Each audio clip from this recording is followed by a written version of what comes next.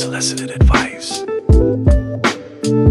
What you whispering for? Yo, what's unsolicited advice?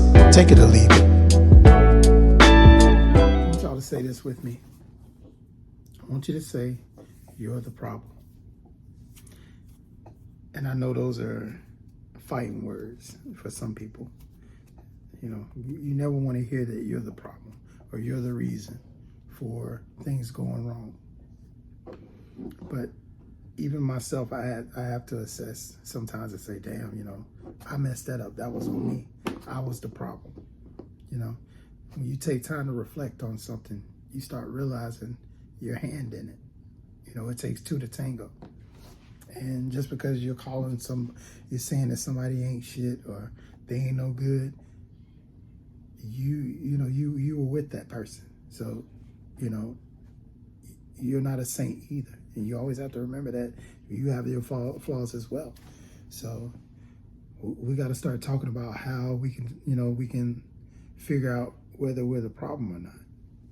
So, you know, we're going to talk about some things. So one way to understand if you're the problem or not is if you're always the one to start the arguments.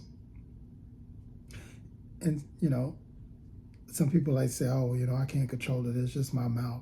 I'm just going to say what I'm going to say. You can't control it. You just choose not to. It feels too good. It just feels too good for you to talk back. That's all that is. You like it. So, you know, do you find yourself initiating conflict, you know, or just even minor issues? Some people just love it. They love to just like, oh, I wish that person say, I'm going to say something back. I'm going to talk back. I'm going to talk back. I'm going to talk back. It's like you initiate the argument, you know. It's always somebody that's starting the arguments, always. So, you know, if you're doing this, then you're the problem. Stop starting the arguments. Another thing, and this might be more guys than girls, but if they always have a defensive posture, like they want to fight or square up, you know, just always defensive. Or maybe they just got their arms folded, you know. You know, you already know that they're ready to disagree or, oh, that ain't me. He ain't talking about me. You know, when confronted about a problem, you know, does this person immediately, you know, become defensive, you know, or deflect and blame? You know, it's like they just get this posture about them where you already know, oh, God, they ain't going to take responsibility. I can already see, look how they looking. You know, if this is you, you're the problem. You know, you know, if they have a problem, if they refuse to acknowledge their role in the situation or how it got to that point. Like I said, it takes two to tango. So if you always got somebody that's just sorry, not sorry all the time, you're the problem, you know. That means you struggle with accepting accountability for your actions. I mean, it's just that clear cut, you know, and you don't want to understand your contribution to the problem. You just, you know, in your mind, it's like, I said what I said, or, you know, I'm not finna get into all this with you. It's like, you know, they play this mental chess with you, and you know good and well, all you want them to do is just understand their part in it so y'all can start working on things. But some people, they just, you know, it's just hard. But if you do this, then you're the blame. You know, if you're one of those people that constantly blame, you're always blame shifting, you know, shifting the blame on somebody else.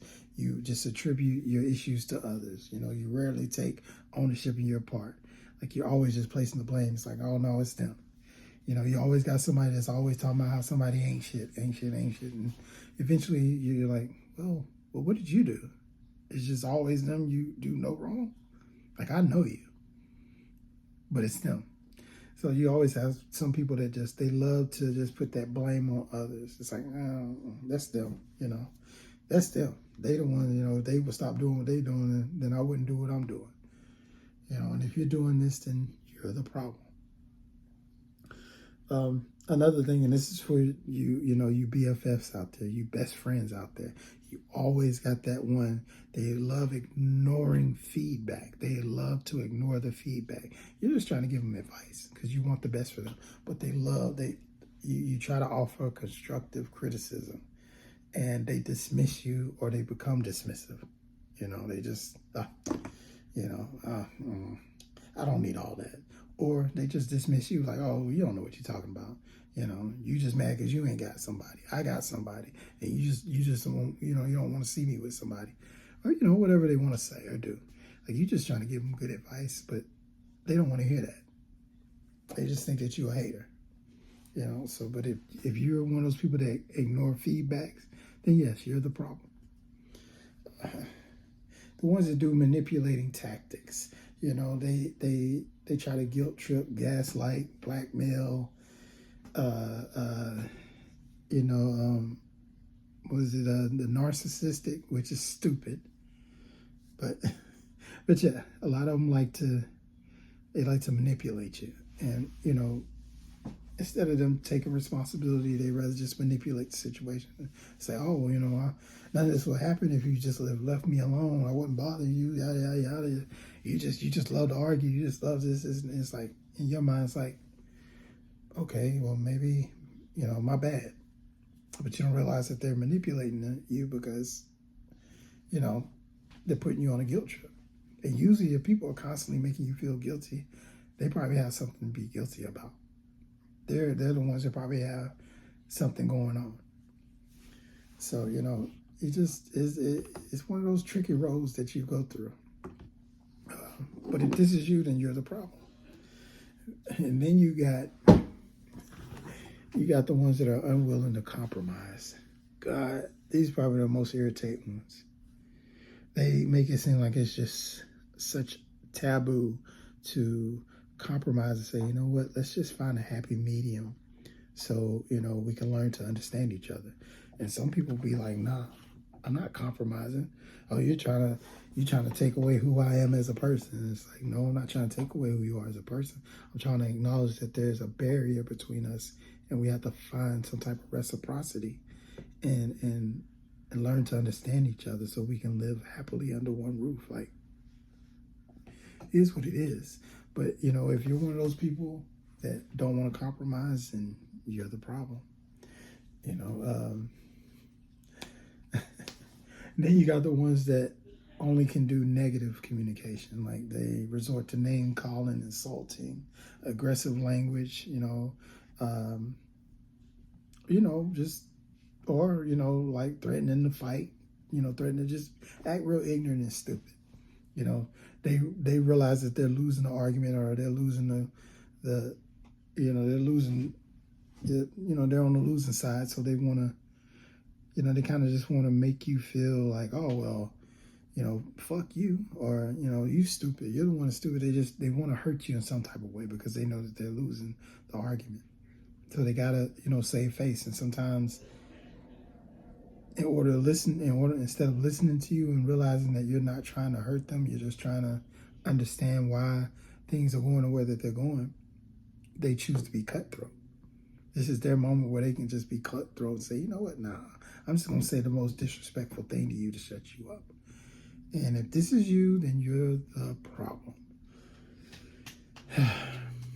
This is a big one. A lot of women say this, and I think this is that emotionally available thing. But if you're one of those people that ignore others' needs, I've gotten in trouble with this in the past because once somebody made me mad, I just got stubborn, and I didn't want to, tend to that person's needs because I was mad. But you don't want to ignore others' needs because you don't want to prioritize your own desires and needs over the other person in a relationship because you're being selfish. And for some, I know that's a hard pill to swallow, but you're being selfish.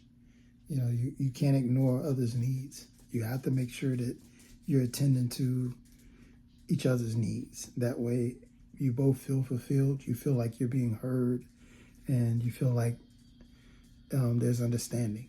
And there's nothing more beautiful than understanding.